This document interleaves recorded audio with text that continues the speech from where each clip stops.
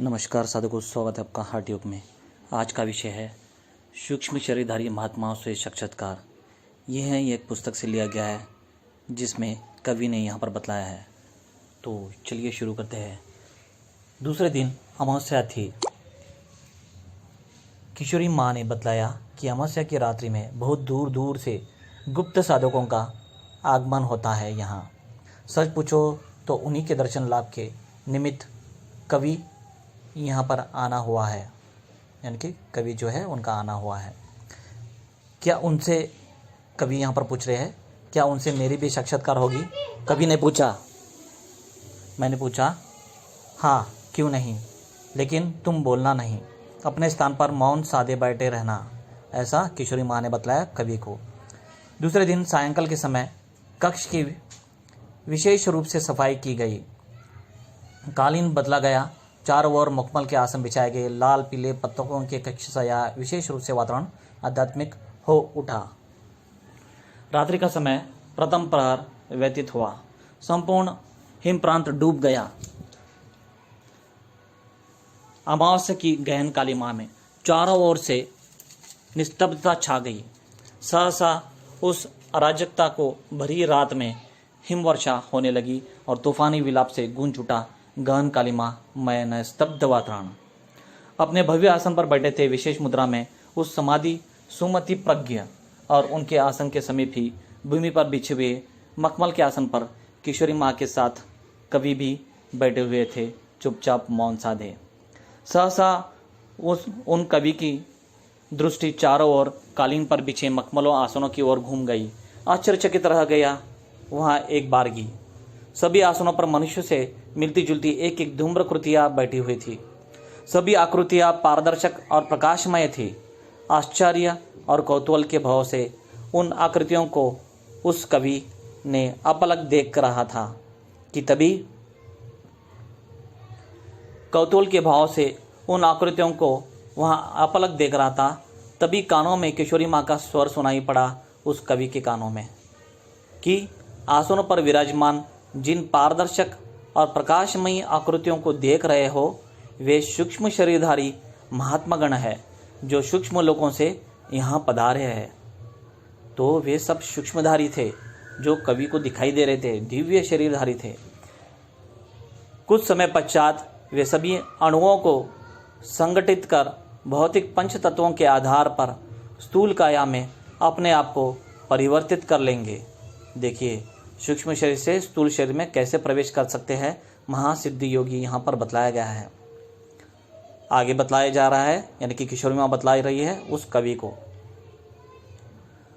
वास्तव में थोड़ी ही देर के बाद वे धूम्रकृतियाँ, यानी कि जो सूक्ष्म शरीरधारी थे, वे धीरे धीरे पार्थिव शरीर यानी कि उनका जड़ काया में परिवर्तित हो गए और असली शरीर में आ गए। कोई यह सोच ही नहीं सकता था कि आसनों पर विराजमान वे महात्मागण कभी धूम्रकृत रहे होंगे, यानी कि सूक्ष्म शरीरधारी रहे होंगे।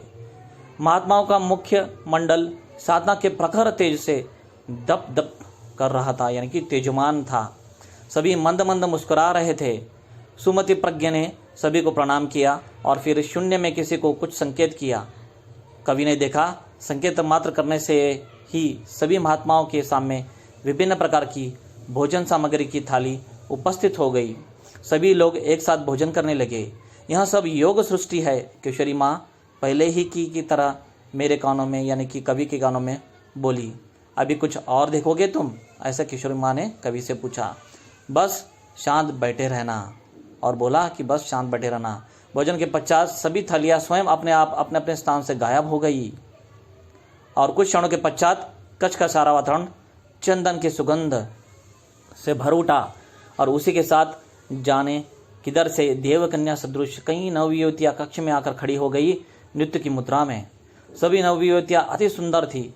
उनके यौवन से परिपूर्ण देह, दृष्टि पर विभिन्न रंगों की रेशमी साड़ियाँ थी और वे विभिन्न प्रकार के अलंकार और आभूषण सभी षोडशी थी और नृत्य विद्या में पारंगत थी।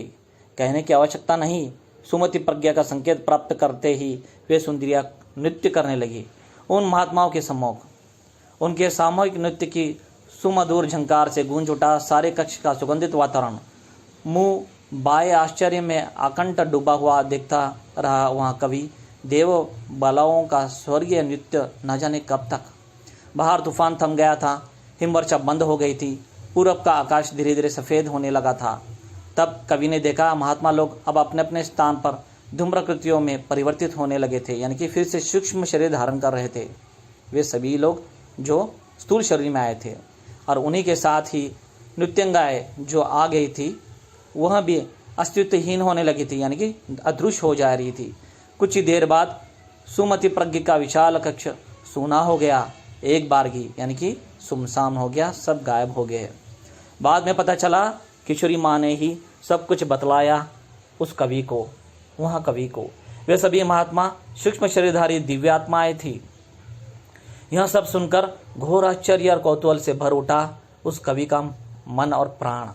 सब पूछा जाए, सच पूछा जाए तो जो कुछ कवि ने देखा, सुना और अनुभव किया था, उन सब पर सहसा विश्वास ही नहीं हो रहा था उस कवि को।